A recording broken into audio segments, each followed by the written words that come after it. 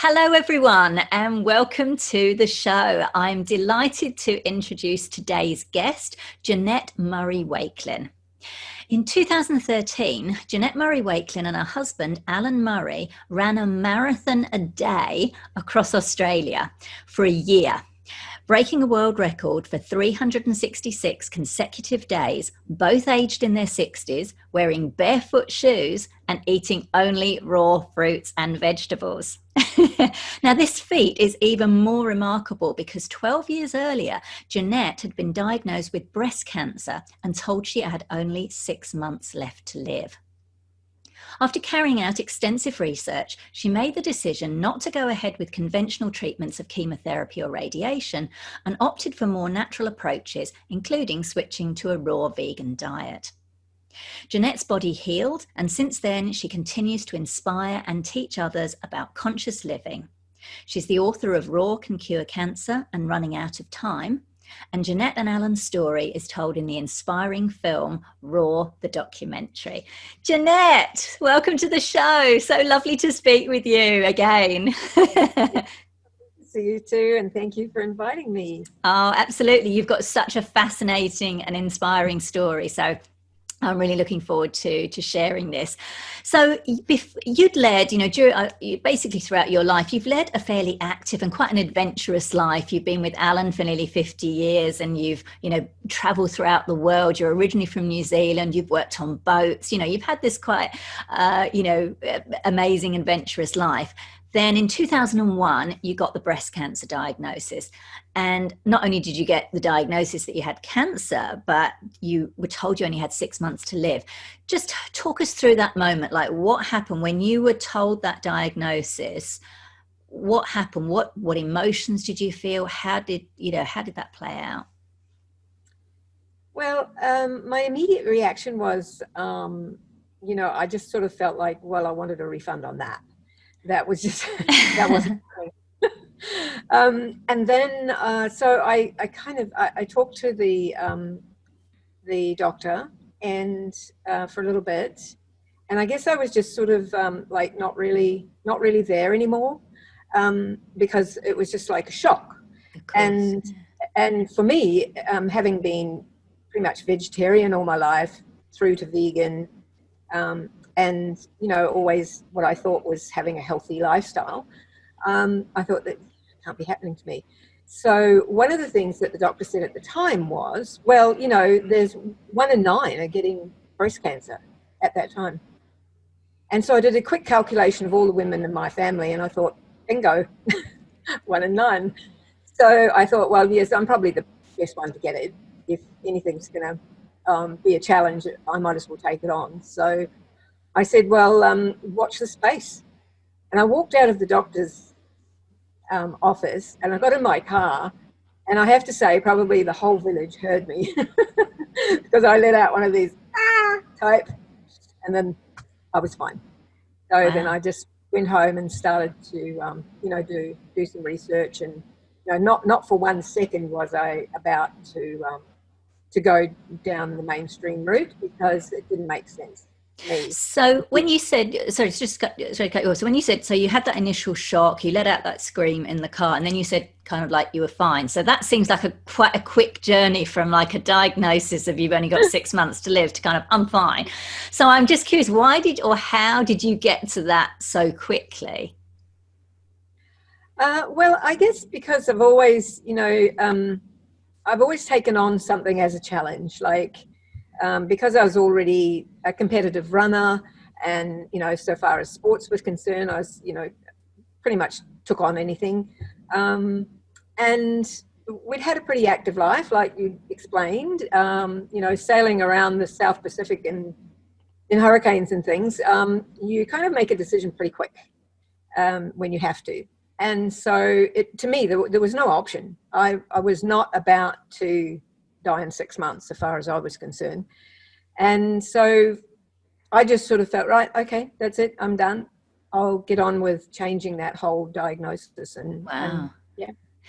How did your family react? Because obviously it can be, obviously it's frightening and a shock for yourself, but sometimes it can be not necessarily worse, but it can be equally as painful for family members to hear that, someone they love has been given this diagnosis. So how did your family react? I had various reactions from different family members. Basically, Alan, my husband, said, well, you have to do exactly what you're told. Do what the doctor says. Really? Oh, interesting. He was very, he was in fear. And that was about the time that, the fear started to, or using the fear tactics started to come in from the various doctors and surgeons and people trying to get me to do what they wanted me to do. And so, he was immediately just felt like, oh, no, we just do what everybody else does. And I go, well, when have I ever done that? So no, I said, wait a minute, like what they're offering doesn't make sense to compromise the body further. I've got to do something to help the body. And so I said, no, I'm just going to start doing the research. So my daughter and son and their partners said, well, we'll do everything we can to help with, research and things. My extended family they already knew I was a bit alternative, as they would say, with my lifestyle and with, who sails around the world and does all these crazy things. So they already knew that I wouldn't be going down the mainstream route anyway. So they just kind of accepted it. Some of them said a few things to me like, this is not a game. You've got to do what's recommended. And so I just asked for their support. I said, look, it's my life, my body. I'm going to do what I can to help it recover and heal. And I just need your support in my choices. And from then on, it was fine. They just accepted whatever I was, the choice I was making. And from then it was great. And then I think that's one thing that I tell a lot of people. If you do have a diagnosis, whatever it is, just ask your family or your friends for support. Don't tell them that they need to agree with you or anything. Oh, they don't need to agree, just support. And from that time on, then you don't have that stress of feeling as if you have to do something you don't want to do to help, to please them, so to speak. That's really interesting. Yeah, I love that. Thank you for sharing that. So, like you said, I believe, if I'm correct me if I'm wrong, I believe you did have an operation, but of some kind, but you decided not to go ahead with the chemotherapy and the radiation. So, yeah, just talk to us a little bit about that. Yes, that's true. I was, like I mentioned a little bit before, from the time of diagnosis through, then from the results coming in, the pathological results coming in, the doctor then sends you to the surgeon, and then they send you to the oncologist. And by the time I'd gone through all that and they'd come up with a plan that I refused, from that point on, I was getting phone calls at least once a day, sometimes twice, telling me that I had to do what they said, otherwise I was going to die like in 3 days or something. Wow. And it extended. It went on for about 2 weeks. And it was really, really quite frustrating, because I was trying to do what I could to find out what choices I would make. And I explained to them, look, I'm looking at all the options, and I'll get back to you. And they said, well, you haven't got time to get back to me. And I said, look, if I hadn't come to you in the first place, you wouldn't even be able to say that to me, because I wouldn't have a diagnosis yet.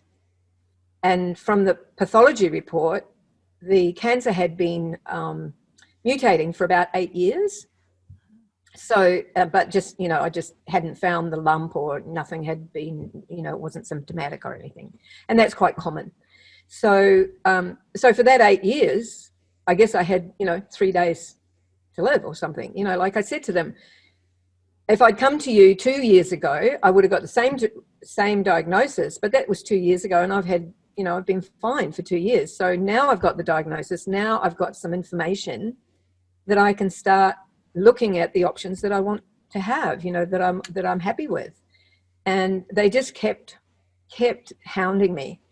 And in the end, really, I just had to, by the time 2 weeks after the diagnosis, by that time, I really knew in which direction I wanted to go. I told them, and they basically said, well, don't come back to us when it doesn't work. Oh, wow. And I thought, well, that's helpful. So so then they said, well, anything else that you want to do, we're like, I was in Canada at the time, and then you got certain things you got through the healthcare system for free. So it's kind of like a blackmail system. So a lot of people go that way because it's free. If you want to do anything, different, you've got to pay, and it's big money. Yeah. So it's kind of, I get set up that way. So I said, well, there's certain tests that I'll want to have done. And they said, well, we're not going to give you the, the permission to get them done. So there was this little blackmailing going on in the background, not unless you do what we've suggested. So, so I said, okay, well, I'll just go and get a second mortgage on my house, and I'll see you later, which is exactly what we did. And, and I went to the naturopathic, and, in a naturopathic direction, holistic therapy. But with the surgery, I guess, to be honest, I think I did that. I agreed to the surgery, which was to remove the lump. So what they'd found on the side of the breast, they said, well, if we remove that, the tumor, then it won't spread, which actually isn't true. However, so I thought, well, if I just do that, and then I can get on with making my other decisions, and because it'll give me a bit more time. And so I did have that done. And in retrospect, I would never have done that had I had the time and not been pressured to do enough research to really make a good decision there. I wouldn't have done that, because it's just extra trauma to the tissue, which isn't what you want done. However, when they went in, they found that the cancer had gone right into the chest wall, and it was, that they couldn't take it all anyway, because it had spread so far that if they'd taken it all, I'd have a hole right through my chest, basically. So they just closed me up and said, oh, well, you've got 6 months, and if you're lucky. Otherwise, it was, and again, like offering the chemo and radiation, their theory with that was it would give me another 6 months. But I said, of what? Of being sick from the chemo, that doesn't make sense, or being burnt from the radiation. It's still not going to actually, solve the problem. So, so I basically gave up on all that. The last phone call that I got from them just saying, look, you still got the chance to go ahead here. I said, well, you do realize that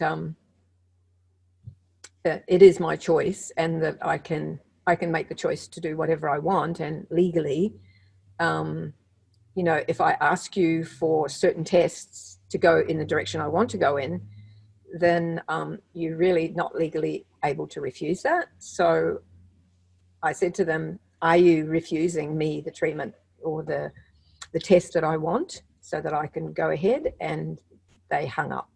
Wow. Again, because over there you can get like they basically couldn't refuse. So I did get the various different tests that I wanted, so that I could go ahead with the direction that I wanted to go in. Wow. And after that 6 months that apparently I was going to die at the end of, I was completely clear of cancer, including what was in the chest wall that had that they couldn't take out. So, well, I believe you've said, I think that I've read that you've said, with your experience with cancer, there was, apart from the physical, like the treatments that you had, like the naturopathic, the natural treatments, the immune therapy, you also experienced it as emotional, and there was emotional and spiritual elements to it. Can you talk a little bit about that? Definitely. Well, to be absolutely honest, and I know that I know of several examples, different people that I actually personally know who have managed to heal themselves just through prayer and just through visualization and meditation, rather than do anything at all to that would be further trauma to the body. So I truly believe that if you believe in what you're doing and the choices that you're making, there's more chance of it actually working than if you make a choice that you don't really believe in. So for me, I was in, I didn't think that the choices that I'd been given were going to work anyway. So there's no point in me taking those choices. I'm better off to take a choice that I really believed in. And so I did a lot of visualization, a lot of meditation, and just visualizing everything gone and everything being fine, and playing with my grandchildren that were, hadn't even arrived yet, that type of thing. So looking further ahead into the future instead of just 6 months. And the other thing is that I did a lot of talking with my spiritual guides, and they are actual people who have passed before that I'm sort of in touch with.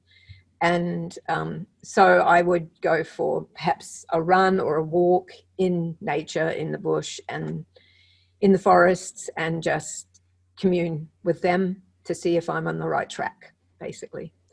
And every time I always got a good response. So I knew I was on the right track and just kept going in that direction. Now, it could be, some people might say that, oh yeah, well, that's only if you believe in it. And that's the point I'm making. If you believe in it, if you really are taking yourself down a track that you believe you're going to find what you're looking for at the end, you'll find it. So that's fascinating. Thank you so much for sharing that. I thought that was really, really interesting. So what happened when you went back? So your body healed of cancer, didn't have any chemo or radiation. What happened when you went back to those medical professionals and said, hey, look, I'm clear? I'm really curious to the reaction. Did they hang up or again? Well, I had varying reactions again, but in general, the majority, like I actually had a conference call in, as I said, I was in Canada. When I was told to go to the oncologist originally, there was just the oncologist that was in my area. And I when he told me what he thought, I thought, well, I'm going to get a second opinion. So I said, well, who can I go to? I'd like a second opinion. And he said, well, look, there's 9 with my qualifications across this country. Want to have a conference call? And I said, yeah, which made him sit down. So I did. So I had 9 oncologists on call, and the majority of them, 7 of them, in fact, said, well, whatever you've done, good on you. But yeah, they didn't want to know what it was. I said, well, do you want to know how I've been able to turn things around? And they said, no, it's fine. Just do whatever you're doing. It's fine. They didn't want to know. The others were quite negative. One of them even said, well, look, it was probably a misdiagnosis in the first place. So they'd rather discredit themselves than find out that there's an option to what they've offered, which I thought was curious. It just really comes back to money, really. So it was a little bit disappointing in the fact that to know that really it was more important to all of them, and 2 of the doctors that I was also involved with, it was more important for them to keep their good name and career so that they were still being paid, so to speak, than to find out that there's other ways and that perhaps they might need to change their career. And I had that discussion with one of the radiologists, and she said, well, look, I agree there's probably other things that could work better than what we're offering, but I've spent, however many years she had, I can't remember, going through getting to the point where she was at in her career. And she said, I can't turn around and do something different. And I said, well, you can. You just stand up and turn around and walk away from it. So she had doubts as to, at that point in time, the radiology was nothing had changed in like 25 years. They were still doing the same thing. Mm-hmm. You know? So where all the money goes for the research for cancer, definitely doesn't go towards, you know, for over 50 years now, they've been looking for the cure for cancer. Yeah. Looking. Yeah. So all that money that goes into research, and that is also money that's raised by well-meaning people at these various different events and things. It's just a shame, really, that more isn't gone into looking, like researching. Maybe if they knew how the body worked, it might be a bit easier. Yeah, for you know, sure. to figure out that actually, Yeah. you know, you've actually got the answers right there. Absolutely. But anyway, so I did have some interesting reactions. One actually, which was really interesting, which you'll enjoy, was quite a friend of mine, so to speak. She was actually a running friend, so in the same running group as me, and she was a doctor. And we would still be going down to the, like, you know, the local meetup for a run. And she would take my husband aside and say to him, look, you've got to tell Janette that she's got to do what we've told her, otherwise she's going to die. And she was really harassing him all the time. And as it got closer and closer to the 6 months, to the end of the 6 months, and I was still around, she started to avoid me. So she wouldn't, like, we'd all be together and she'd sort of just go to the other side. So she didn't actually have to basically acknowledge the fact that I was still alive. And after the 6 months, it was literally that she would cross over the road to avoid, actually, because I guess I was the walking dead, who knows. It was an embarrassment to her that I was still alive. So by not doing what was recommended. So fascinating, isn't it? Yeah, so fascinating. Like you say, kind of sad, interesting, but pretty sad. So look, your experience with cancer obviously set you and Alan onto this amazing, inspiring path of conscious living, health, so much, and compassion, of course. So much so that you decided to run a marathon a year together across Australia, wearing barefoot type shoes, eating only raw fruit and veggies. And you did it. I remember it. I thought it was amazing. But what made you embark on such a thing? Well, shortly after, after my diagnosis in that 6 months and everything, and obviously at that point in time I wanted to share the knowledge that I'd gained from the experience with as many people as I could, because you do when you come across something that's really good to know. So we actually set up a wellness centre. So this was back in Canada at the time, and I set up lifestyle programs and people were coming to find out what to do and that sort of thing. So 6 years after that, we decided to move out to Australia. And when we came out to Australia, I said to Alan, this is a pretty big country, and I reckon if we were to run all the way around the country, it might take... Sorry, I'm laughing. That's just such a funny thing for someone to say. If we were to run around Australia... Yeah, if we were to run around, it might, people might sit up and take notice that, there's a couple of old grannies running around the country. Not only that, but running an actual marathon, so 42K a day, for every day of the year plus. And how old were you at the time? You and Alan? I was 64 and Alan was 68. 64 and 68, wow. Yeah. And so we thought, now that ought to catch a little bit of attention, because I did feel as if even during those years that we had the lifestyle programs and everything going on in Canada, that I still just felt like I just wasn't reaching enough people. And that even in our small town, there was only 60,000 people in our town. I still, we made a huge impact in the town because we were doing things that they'd, and we were recommending things they'd never heard of before. But, and it was working for a lot of people. But I still felt like, there's just so many people out there. It's just kind of like, I guess the vegan community feels the same. Like, why are we only 1%? We just can't get out there to tell people, or to get them to get it. So I thought, well, if we were out there running a marathon every single day, and we were getting news media, then people would start asking questions. How can they keep doing this? It's not something that is recommended. Nobody, really in their right mind runs a marathon the day after they've already run one. So most people run maybe 1 or 2, maybe even 3 a year. That's about it.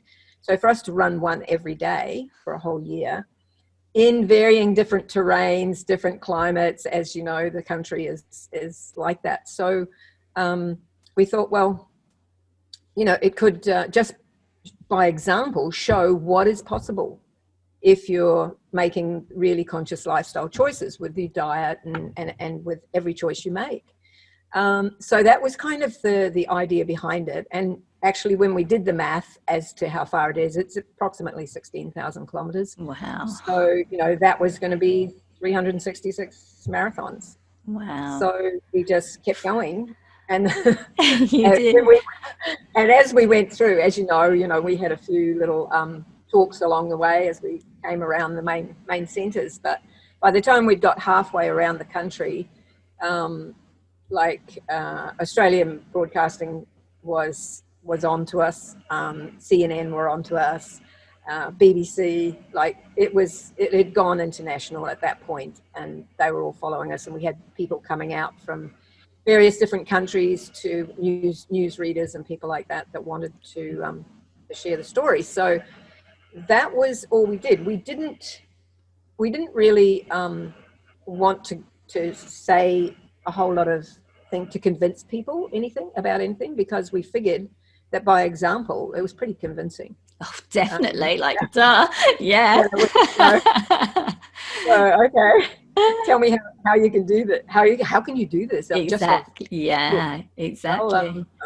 So tell us about some of the challenges. What were some of the hardest parts? Because I know you've been married for a long time, but you were in very close quarters. You were there together every single day, doing something really physically, emotionally challenging. I believe you had a couple of falls during the time. So what were some of the hardest parts, and how did you handle those? I think most definitely the hardest part was when we left, the day we left, our children and grandchildren, and the day we came back through Melbourne, and we weren't done yet. So we'd gone all the way around back to Melbourne. We still had to do Tasmania, and seeing the kids again after a year and almost a year, and then having to go away again. That was the hardest part, without a doubt. Wow. Also, the fact that our youngest granddaughter was born while we were out there as well. So I'd been at the births of our other grandchildren, but that was really hard. Whew, getting teared up here. But physically and mentally, we certainly had some challenging times depending on the terrain and the weather. So going up the East Coast, that was about the hottest area. So we were running in 45, 48 degrees one day. And you can't stop. You've got to keep going. A couple of times our crew didn't quite make it with the water, and so we were, it doesn't always work out the way you think it will. So, they can't always just stop anywhere. Things like that. There was something, every single day was different. And obviously we were running forward, at least a marathon distance every single day. So we had no idea what we were going to have happen on that day, or what the terrain was like, or anything else. We did run through some pretty bad fires, so bushfires coming up the East Coast, and then we got hit by cyclone Oswald, and that was 3 weeks of torrential rain, headwinds. That was tough, but it wasn't as bad as the storms we got on the West Coast, because it was warm. But when we got to the West Coast, it was cold, and we were coming down the West Coast towards Perth. We had 80 km/h winds that we were running into. The rain and the sleet was horizontal. and the vehicles couldn't stop. So the roads are sort of, like they've got a very sharp camber like that, so they couldn't pull over to give us whatever we needed. In the end, we couldn't even contact them because our phones at the time, it was, like the phone, we had satellite phones to keep in touch, but they were just clogged up with water. We couldn't use them anymore. So we were just out there, and yeah, that was probably the toughest day coming into Perth. How did that impact your relationship? Like, because that's tough for both of you too. Like, how did you keep going, and how did you both keep going? Because like for one person, like if you're on your own, you've just kind of got to motivate yourself. When there's two of you, like, do you think that worked for you, or like the fact that there were two of you worked? Because it could work either way. It could be that the other you both kind of get into it, or it could be that one person says, "No, I've had enough." So how did that kind of impact your relationship and helped you to keep going? Well, I think it certainly was positive. We've always worked together. So since we got together, we've had all our ventures and adventures have always been together anyway. So, in our business and various different things. So we're used to being together. But this was definitely a big challenge. But for the majority of the time, because we had a reason for doing it, and we had a goal, and we both had that same goal and same reasons to do this, we just helped each other. So whenever if one of us just felt like, for instance, you mentioned before, we had a few falls. 9 altogether, to be honest. Wow. That were quite crucial.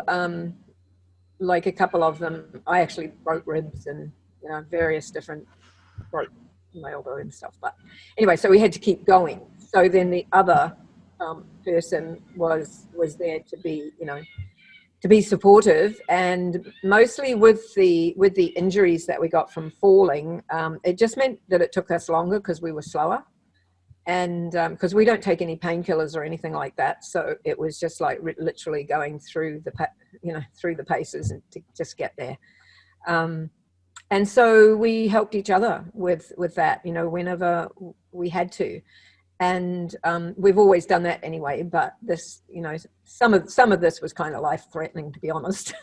Yeah. God. Yeah, especially anyway. Did you have arguments or anything? No, not really. We don't really argue anyway. We might have a difference of opinion, and we'll sort of work that out, or we'll agree to disagree, whatever. But there was one time coming up the East Coast that I remember, and we were actually finding a lot of money on the side of the road, so coins. And it seemed like people were emptying out their ashtrays, their cigarette trays that are in the car.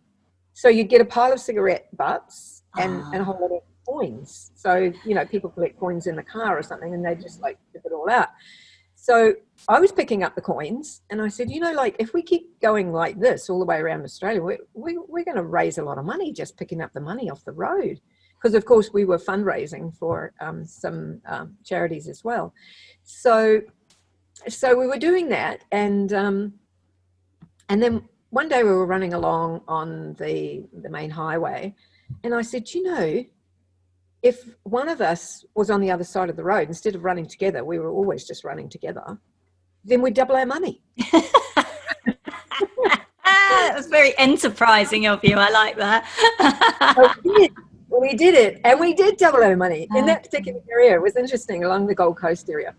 And so we got a lot of comments, because, of course, we had thousands of people following us on Facebook at the time. And there were so many people coming on and saying, did you have an argument? Like you're running on the right, different sides of the road. So, no, actually, we're just doubling our the odds here. So. Fantastic. Oh, I love that. Gosh, it's so amazing. When you think back, because I remember seeing it all, but just remembering now, like just everything you went through, which of course is shown in the documentary. So I highly encourage everyone to watch Raw, the documentary, which shows people what you actually went through. Let's talk a little bit about aging, because I think you're now both in your 70s, I think now, I'm guessing you must be, and yes, you're still as vibrant as ever. So, but talk to us a little bit about aging, because obviously in our Western society, certainly, aging is not really that respected. Tell us, what's been your experience of aging, and I don't know, what tips might you have for people watching or listening on that? Well, I have to say that I'm not quite sure what aging is. I don't think I'm experiencing it. So that's good, isn't it? So yes, but I understand what you're saying. I think that if people were to make, really conscious lifestyle choices, like lifestyle, that not just the food, but every choice they make in life is a choice that they're going to be happy with the result of that choice, then, aging can be non-existent, really. It's just a number.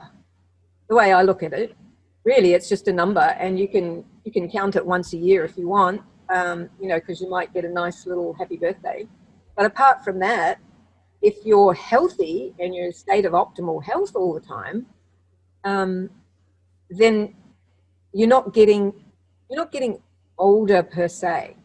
So for us, we find every day is a new day in which something great could happen, because we're in a state of optimal health whereby it's possible. So every day we either run or walk, and we do a lot of physical activity, like in the garden, and we have a property that has a very steep slope down to the river. We're always going up and down there because we swim in the river every day as well. So, wow.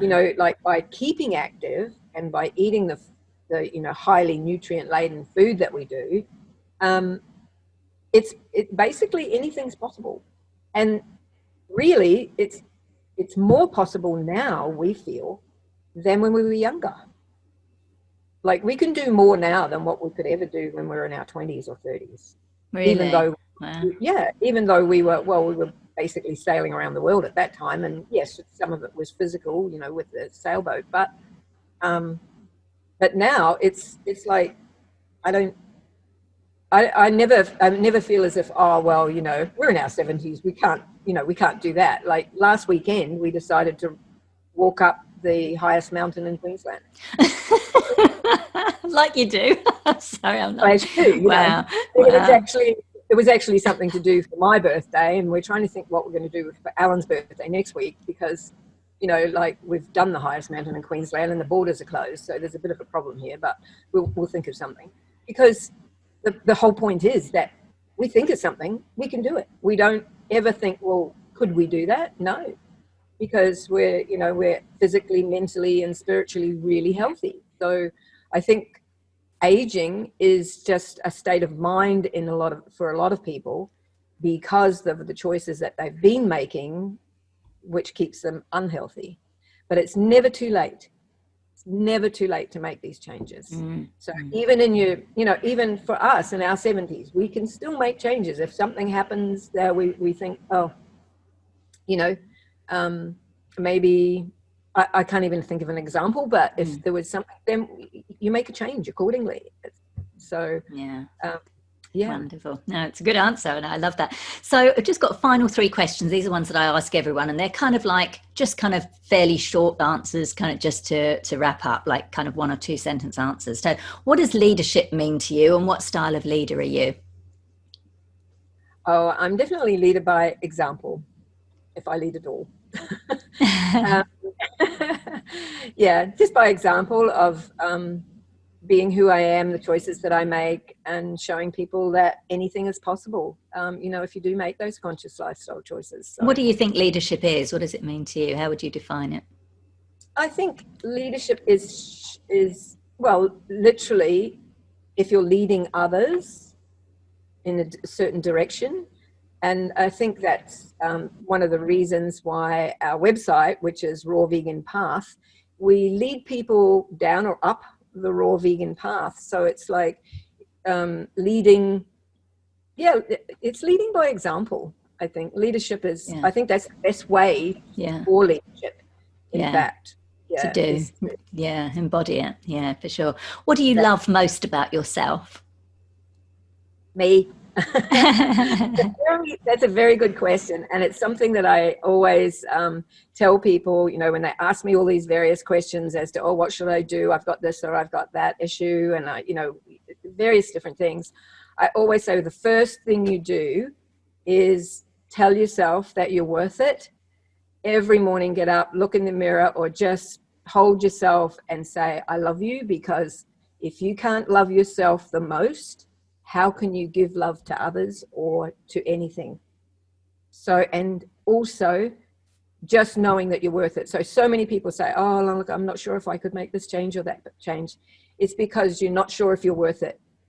And I think putting yourself first is the most important thing. In loving yourself is the most important thing you can do to healing and to helping others. So I love that. That's a really lovely answer. You love all of you. I love that I asked that. What do you love most about yourself? And you said everything. So all of you. I love that. And just finally then, any kind of couple of key lessons or tips that you've learned about yourself, about life in general, that you would like to share with other vegan women leaders?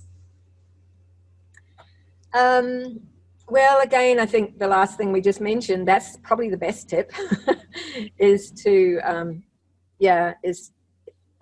is to love yourself and therefore be able to lead by example, and just being kind and compassionate in all things. If you make those conscious lifestyle choices in that direction, then others will see the result and, I want some of that. So, I think just being kind, compassionate in all that you do and all that you see and all that you even thinking and things that you say. Giving love. Yeah. That's the only way we can have peace on this earth. I love that. You mentioned your website, so where we can find you online. What's the website? It's https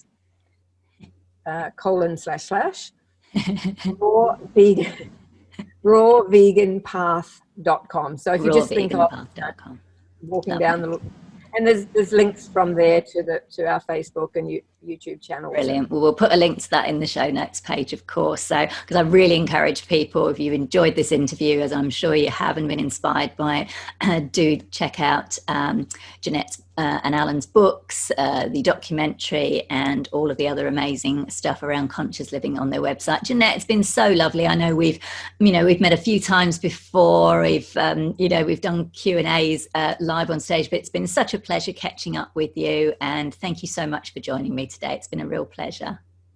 And it's been my pleasure too. Thank you.